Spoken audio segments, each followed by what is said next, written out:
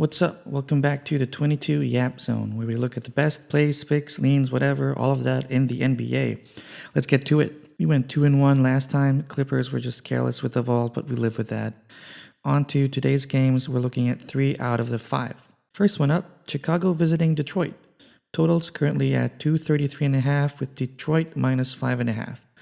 Both teams are teetering up and down. The Bulls covered the spread in 2 of their last 5. Same with Detroit.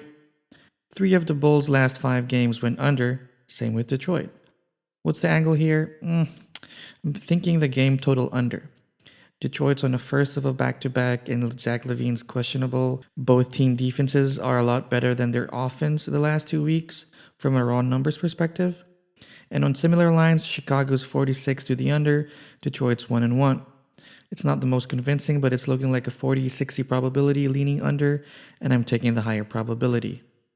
Next one up, Clippers in Toronto. Totals at 220.5. Spread has Toronto plus 5.5.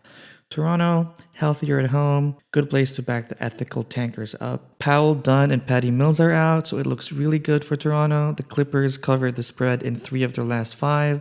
Toronto covered 4 in their last 5. And 3 of LA's last 5 games went over. Only 1 of Toronto's last 5 went over. Clippers on the road looks tasty to go for the under, but 220.5 looks fishy to me. They're 8-14 to the under on the road. Toronto's 13-12 at home. I think I'm staying away from the total here and taking the Raptors with the points plus 5.5. They're way better at home. This is where they can probably keep it close against the Clippers. Both teams are a lot more locked in defensively recently. Toronto at home looks like a good spot to take. All right, last one. We have the Celtics versus the 76ers. Totals 221.5, and we have Philly plus 11.5 on the spread. This one's easy. Philly's covered in their last 5. They're hot.